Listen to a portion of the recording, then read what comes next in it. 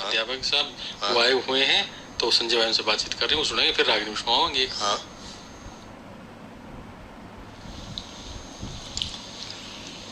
भाई आज हमारी बातचीत का विषय रहेगा छुट्टियों में ग्रामीण युवाओं द्वारा सामाजिक गतिविधियां, और इसमें आज बातचीत के लिए हमने स्टूडियो में आमंत्रित किया है राजीव अरोड़ा जी को। आप अध्यापक हैं भागवी, जो कि जिला दादरी में पड़ता है। राजीव अरोड़ा जी, आपका स्वागत है स्टूडियो में। धन्यवाद जी, नमस्कार। नमस्कार जी। अब क्योंकि छुट्टियां युवाओं की चल रही हैं और कुछ फसल का भी कटाई वगैरह का काम हो गया है, खेत की तरफ से भी खाली है जी, तो ऐसे समय में कौन कौन से सामाजिक काम हैं वो कर सकते हैं युवा? बहुत सारे काम हैं जी। बच्चे अपना खुद का भी IQ बढ़ा सकते हैं, अपने इंटेलिजेंस को और ज्यादा बढ़ा सकते हैं, साथ साथ औरों का भी भला कर सकते हैं। जी, बुद्धिमत्ता आपने बता सकते। हाँ जी, हाँ जी। शारीरिक रूप से भी अपने आप को सुदृढ़ बना सकते हैं, मेंटल मानसिक रूप से भी सुदृढ़ बना सकते हैं जी। अपना ज्ञान भी बढ़ा सकते हैं, और अपने साथ साथ अपने ज्ञान का रिवीजन हो जाए और गांव के दूसरे बच्चों की भलाई के काम भी कर सकते हैं। जी। हमारे बुजुर्ग जो हैं वो पहले बड़ा फिजिकल फिटनेस पे बड़ा ध्यान देते थे, आजकल सेहत पे ध्यान बहुत देते थे। जी। खान पान भी अच्छा होता था, वर्जिश भी अच्छी करते थे, दौड़ भाग भी अच्छा करते थे, उनका स्टेमिना भी बढ़िया होता था। आजकल इसी प्रकार गांव गांव में ओपन जिम खुल गए हैं जी। कई जगह तो मंदिरों में जगह थी तो मंदिर में खुल गए, कहीं पंचायती जगह थी वहां खुले हैं। तो सुबह सुबह यदि बच्चे, कोई एक्स सर्विसमैन, कोई पुराना टीचर, कोई गांव में DP हो, कोई PTI हो, और कई ऐसे फौजी भाई भी होते हैं गांव में जिनका बड़ा शौक होता है मैं अपने गांव के बच्चों के लिए कुछ ना कुछ करके दिखाऊं, हमारे बच्चे आगे बढ़े तो पूरा गांव आगे बढ़ता है, तरक्की करता है, नाम होता है जी, बड़ी खुशी होती है पूरे गांव का नाम। तो इस प्रकार ओपन जिम के माध्यम से बच्चों को शारीरिक रूप से जरा अच्छा, उनका शरीर तगड़ा बन जाए, एक्सरसाइज कर लें, सुबह दौड़ भाग हो जाए। और यदि कोई फौज का कोई सेवानिवृत्त कोई अधिकारी हो, कोई NC हो, JC हो, तो कोई भी फौजी भाई आके अपनी देख रेख में बच्चों का करा दे तो उससे उनका शरीर भी बढ़िया होगा, नींद भी बढ़िया आएगी, और साथ साथ उनके जीवन को एक दिशा मिल जाएगी। आजकल पुलिस की, फौज की भर्तियां बड़ी हो रही है, अग्निवीर योजना में बहुत से अपने हरियाणा के बच्चे शामिल हुए हैं। तो इस प्रकार बच्चों का एक उज्जवल भविष्य की ओर एक रास्ता बन सकता है जी। तो ये एक फिजिकल फिटनेस का सेंटर था। इसी प्रकार खेल प्रतियोगिताएं हैं, ये भी जुड़ा हुआ, फिटनेस से ही जुड़ा हुआ विषय है। खेलेंगे कूदेंगे बनेंगे नवाब, आपने सुना होगा एक कहावत जी। और आजकल तो बहुत सारी ऐसी योजनाएं हैं जो हमारे खिलाड़ी हैं बड़ा अच्छा समर्पण भाव से कई सालों से त्याग तपस्या करते हैं, बड़ी मेहनत करते हैं, और मेहनत करने के बाद सरकार ने राशि भी अच्छी रख दी। गाँव में भी जागरूकताएं, खेल प्रतियोगिताओं में कई सामाजिक भाव के पैसे वाले आदमी भी अच्छा पैसा खिलाड़ियों को प्रोत्साहन स्वरूप राशि प्रदान करते हैं। तो इस प्रकार वो खेल की प्रतियोगिताएं आयोजित की जाएं। जैसे मैं संजय जी, मैं आपको बताना चाहूंगा, हमारे भागवी गांव चरखी दादरी जिले में पिछले दिनों जो चरखी दादरी में नई SP साहब आई, नीतिका गहलोत जी, उन्होंने भागवी गांव में खेल प्रतियोगिताएं कराई। अच्छा। और एक ग्रामीणों को प्रोत्साहित करने के लिए एक तरफ पुलिस विभाग की टीम लगा दी। उनको कहा भी एक तरफ आप और एक तरफ गांव वाले हो, तो गांव में बड़ा रोचक सा माहौल बन गया, बड़ी जिज्ञासा बनी। यहाँ तक कि जवान बच्चों के साथ साथ बुजुर्गों में भी जोश था। जो सेवानिवृत्त फौजी आए थे, बोले जी हम भी लगेंगे गाँव की टीम जितानी।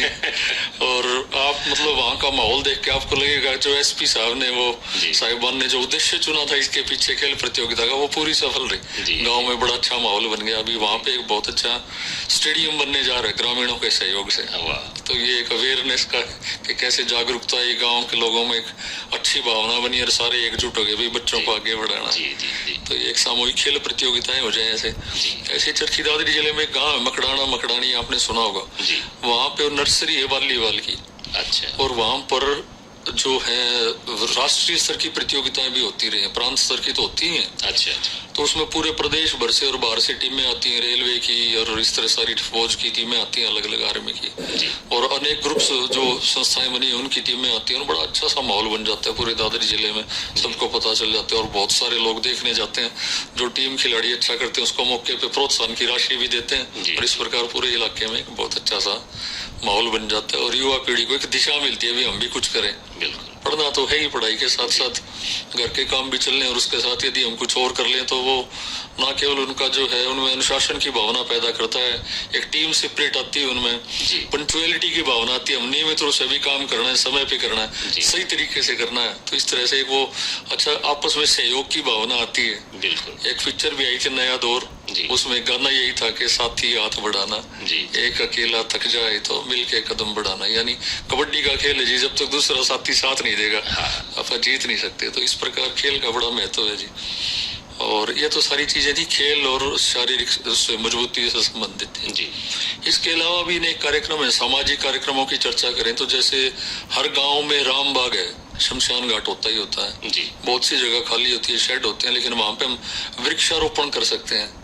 उसके अलावा पंचायत की अनेक जगह पर जमीन होती है, वहां पे वृक्षारोपण कर सकते हैं। और देखने में है कि जहाँ पर 2-4 वृक्ष भी इकट्ठे हो तो वहाँ का टेम्परेचर दूसरी जगह से कम ही होता है, ठंडक होती है। तो हम सब गर्मियों में महसूस करते हैं, गाड़ी भी खड़ी करनी हो, ट्रैक्टर भी खड़ा करना हो तो हम देखेंगे पेड़ के नीचे खड़े करते हैं जी। किसान भी आराम करता है तो सोचता है थोड़ी देर छाया में 2 मिनट आराम कर लें, सुस्ता लें, थोड़ा सा रेस्ट कर लें या री एनर्जाइज कर लें अपने आप को थोड़ा सा। इसके अलावा जीव जंतु हैं, पशु पक्षी हैं, उनको भी बड़ा सहारा होता है, बड़ा सारा। अच्छा, ये सारी की सारी चीजें कहीं ना कहीं प्रकृति से जुड़ी हैं। छोटे छोटे जीव जंतु जो आजकल हम खाद डालते हैं, खाद डालने से जो नष्ट हो रहे हैं, इस प्रकार यदि थोड़ा सा जंगल कहीं बढ़ेगा, वन बढ़ेगा तो जो पहले जो छोटे छोटे माइक्रो ऑर्गेनिजम्स से जो छोटे छोटे जानवर होते थे, सूक्ष्म जीव जो होते थे जी, वो सारा उनकी एक अपनी रचना थी, तो उससे फसल अच्छी होती थी, तो वो उनको भी बढ़ावा मिलेगा। यानी कुल मिला के सारा हंसी भरा हरा भरा खुशहाली का सा माहौल बनता है वृक्षारोपण हो जाए तो जी। और कोई गांव में स्कूल हो, सरकारी स्कूलों में बड़ी जगह होती है, स्टेडियम हो, स्टेडियम में भी वृक्ष लग सकते हैं, तो इस प्रकार खिलाड़ियों के काम भी आए। स्कूलों में लाइट ना हो, गांव में लाइट ना हो, तो वहाँ आराम से बच्चों के लिए भी पढ़ाना आसान हो जाए, टेम्परेचर कम रहता है, सर्दियों में भी फायदा और गर्मियों में भी फायदा। तो जी वृक्षारोपण का इस तरह बड़ा गजब का फायदा जी। बल्कि जागरूकता भी फैला सकते हैं घर घर जाके, या कोई सम्मेलन करके, या कोई पंचायत का आयोजन करके, इस तरह से लोगों को जोड़ सकते हैं। और बल्कि एक काम और इसमें किया जा सकता है कि बच्चे के नाम से पौधा लगाया जाए। किसी का जन्मदिन आता है तो और किसी का कोई उत्सव है तो उस समय पर भी अगर पौधा लगाया जाए तो वो कभी के लिए याददाश्त रह जाए जी। बिल्कुल ऐसे ही चरखी दादरी जिले में समस्तपुर गांव है, दादरी शहर के आउटर में जी, और वहाँ पे एक राम बाग बना हुआ है। तो वहाँ जो उसकी संस्था है, उस संस्था वालों ने अपने जो बुजुर्ग हैं उनकी स्मृति में वहाँ पे बरगद के वृक्ष लगाए हैं। अच्छा। यानी अब इतना गजब का वहाँ पे माहौल है, लगभग 50 के आसपास वहाँ वृक्ष, और वो संस्था पूरी देखभाल कर रही है जी। हम ठीक है दुख की घड़ी में वहाँ जाते हैं, लेकिन वहाँ जाने के बाद हमें इतना शीतलता मिलती है, ऑक्सीजन की तो क्या नहीं, क्या हरा भरा माहौल देख के लगता है यार एक जगह अच्छी जगह पे आ गए। तो आपने बिल्कुल ठीक कहा कि हम अपने बच्चों की स्मृति में, बच्चों के जन्मदिन की याददाश्त में या उस माहौल को एक परमानेंट यादगार के रूप में मना सकते हैं जी। इसके अलावा ब्लड डोनेशन कैंप का हम आयोजन कर सकते हैं, रक्तदान का। हाँ जी आजकल गांव में युवा लोग बड़े छोटी सी मिलके एक समिति बना लेते हैं जी, और रेड क्रॉस के माध्यम से टीम आ जाती है, और अपनी पीजीआई रोहतक की टीम भी बड़ी एक्टिव है इस मामले में, वो जाती है ब्लड लेके आती है और प्लाज्मा और प्लेटलेट उससे अलग अलग निकाल के। तो इस प्रकार रक्तदान से न केवल देने वाले के शरीर का फायदा है, जो रक्त देता है उसके शरीर में बदलाव आ जाता है, नए सेल्स बनते हैं, और उसके साथ साथ जिसको मिलता है, मान लो कोई एक्सीडेंट हो गया, कोई युवा उसको रक्त की जरूरत है तो वो इस प्रकार सदुपयोग होता है, किसी को प्लेटलेट की जरूरत है तो आजकल ये बड़ा जोर शोर से चला हुआ है कि वहाँ पे ये रक्तदान हर गांव में इस प्रकार के कार्यक्रम आयोजित किए जाते हैं। रेड क्रॉस की टीम आ जाती है, इकट्ठा करती है, और इसमें कोई ज्यादा खर्चा भी नहीं है। गाँव में कोई भी 1-2 आदमी आराम से वो उसका खर्चा उठा लेते हैं, और समिति के सदस्य तो थोड़ा थोड़ा आपस में मिल बांट के भी इस प्रकार का बढ़िया सा आयोजन कर लेते हैं। यानी रक्तदान के माध्यम से हम किसी का जीवन बचाने में अपना योगदान दे सकते हैं जी। बहुत बढ़िया। इसके अलावा कई सरकारी संस्थाएं हैं जो युवाओं के लिए काम करती है, जैसे एनसीसी, एनएसएस वगैरह है, तो उसके जो युवा हैं वो भी कुछ सामाजिक कार्यों में हाथ बटा सकते हैं। हाँ जी, आपने बहुत अच्छा विषय टच किया संजय जी। अभी इन दिनों में एनसीसी, एनएसएस, इन संस्थाओं के कैंप लगते हैं इनके जी, और वो तकरीबन 8 से 10 दिन के बीच में होते हैं, और आजकल जल संरक्षण की दिशा में और सामाजिक जागरूकता की दिशा में उनका बड़ा योगदान है। वो अनेक सामाजिक विषयों को, जैसे दहेज प्रथा है, जल बचाने की शपथ है, पढ़ने की शपथ है, तो इस तरह की सारी शपथ दिलाते हैं और उनको प्रेरित करते हैं भी हमें गांव में अच्छे काम करने हैं। अनेक धार्मिक सामाजिक संस्थाएं भी इस विषय में आगे आ रही हैं, जैसे आपने सुना आर्य वीर दल है, RSS है, इन संस्थाओं के भी कैंप लगते रहते हैं। और युवा खासतौर से लड़कियों के लिए हाँ जी वो आत्मरक्षा के भी उनको हाँ जी सेल्फ डिफेंस की ट्रेनिंग उन कैंप में मिलती है उनको, उनका आत्मविश्वास बढ़ता है जी। उनको कैरियर के बारे में भी विशेष रूप से बताया जाता है भी आगे आप जीवन में क्या क्या कर सकते हैं, किस दिशा में आप आगे बढ़ सकते हैं, कि कौन कौन से क्षेत्र नए खुले हैं जहाँ पे आप अपना जीवन बना सकते हैं। तो इस प्रकार ये जो कैंप आपने जो चर्चा की, इन कैंप के माध्यम से बच्चों के भविष्य निर्माण की दिशा में एक बहुत बढ़िया उनको जागरूकता मिल रही है, उनको बताया जा रहा है भी क्या क्या आगे हम कर सकते हैं। और इसी तरह का योग का भी एक बहुत बढ़िया साधन है। अब तो गांव में भी बहुत से युवा संगठन हैं, वो भी इसका आयोजन करते हैं। योग तो अंतर्राष्ट्रीय विषय हो गया जी। पूरे वर्ल्ड में आजकल योग की धूम है। अभी योग दिवस कल ही मनाया गया है, तो सारे के सारे आपने देखा होगा हमारे फौजी भाई तो सियाचिन पे भी आसन कर रहे थे। बिल्कुल। और अनेक लोग हमारे ऋषि मनीषी तो बताते हैं कि अनेक असाध्य रोगों का इलाज भी योग के माध्यम से संभव है जी। और युवा इस दिशा में आजकल विशेष प्रयास भी कर रहे हैं। 10वीं 12वीं के बाद शॉर्ट टर्म कई कोर्सेज चले हैं योगा के, वो कोर्स कर लें और वो योग साधक बन जाते हैं, फिर वो योग सिखाएं। तो इस प्रकार वो अपनी आगे की शिक्षा भी जारी रख सकते हैं, आगे की पढ़ाई भी जारी रख सकते हैं और सुबह 1 घंटा कहीं भी सामाजिक संस्था के साथ सहयोग करके वो योग की ट्रेनिंग दे सकते हैं। इस प्रकार वो अपने पढ़ाई का खर्चा भी निकाल सकते हैं जी। तो एक आजकल योग ना केवल अपने को ठीक करने का ही माध्यम रहा, बल्कि अपनी आजीविका चलाने का माध्यम भी बन गया है। और युवाओं के लिए तो विशेषकर भाई सुबह 1 घंटा दे दिया, शाम को 1 घंटा दे दिया, किसी भी संस्था से अपना संपर्क साध लिया और वो उनके खर्चे लायक आराम से पैसा दे देते हैं। उनका मान सम्मान भी बढ़ता है, जानकारी भी बढ़ती है, खुद भी ठीक रहते हैं और साथ साथ औरों को भी ठीक हो रख सकते हैं। तो ये योग तो कमाल का योग है जी, ऐसा ही कहना चाहिए। जी बिल्कुल। और इसके अलावा कई और भी प्रशिक्षण लिए जा सकते हैं या किसी विषय के बारे में भी हो सकता है वो। जी आपने बहुत अच्छा विषय टच किया जी, बहुत अच्छी बात की। ये आजकल जैसे गांव के जो बच्चे हैं विशेष रूप से वो थोड़ा इंग्लिश भाषा, हालांकि है विदेशी भाषा जी, थोड़ा सा उससे पता नहीं क्यों शुरू से ही ऐसा सा एक डर सा रहता है बच्चों के मन में जी।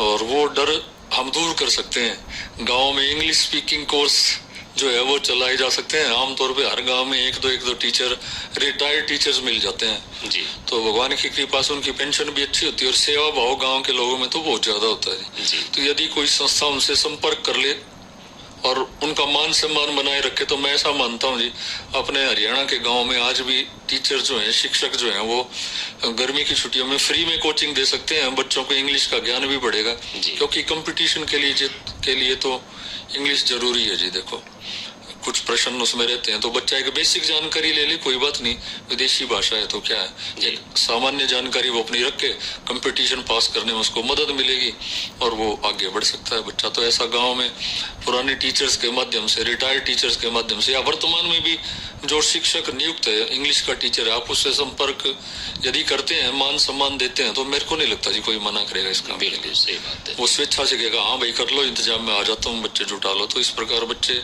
अपनी अनेक विषयों में अपनी झिझक दूर कर सकते हैं, अपना सामान्य ज्ञान बढ़ा सकते हैं और जो भविष्य है उनके भविष्य में काम ही आने वाला रहता है जी।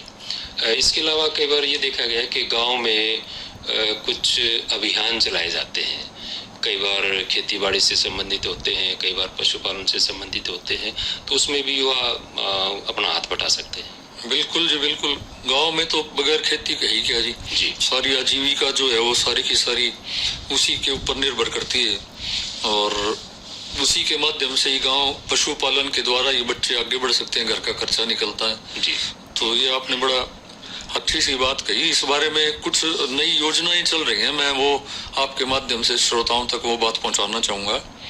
अभी हाल में ही हरियाणा सरकार ने बकरी, भैंस, गाय, भेड़ आदि खरीदने के लिए पशुपालन लोन की व्यवस्था की है जी। भाई पशुपालन विभाग के अंतर्गत ही आता है, उसके कुछ नियम शर्तें हैं, कोई कंडीशंस हैं, वो एक बार आदमी उसको पढ़ ले और फिर ध्यान से वो कागज वगैरह पूरे कर दे तो इसमें करीब 90% के आसपास सब्सिडी है। अच्छा। 1 लाख रुपए का लोन मिलता है और 90% यानी 90,000 की सब्सिडी, यानी आप टाइम पे भर दें तो आपको केवल 10,000 रुपए उसके भरने हैं। और उसके लिए कोई थोड़ी सी फॉर्मेलिटी है, औपचारिकता है। भाई आपकी फैमिली आईडी बनी होनी चाहिए, आपके पास राशन कार्ड होना ही चाहिए, आप जाति का प्रमाण पत्र आपके पास हो, पैन कार्ड है, आधार कार्ड है, बैंक में खाता हो। आमतौर पे ये सारी चीजें आजकल हर परिवार में मिलती हैं।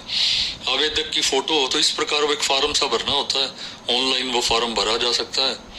और वो फॉर्म भरने के बाद जो है, जो ग्रामीण जो लोग हैं उनको काफी मदद मिल सकती है। जिन पास किसी कारण से जिनकी आर्थिक स्थिति ढीली है तो वो इस लोन के पात्र हैं और वो अपनी औपचारिकताएं पूरी करके सरकार के माध्यम से वो लोन ले सकते हैं।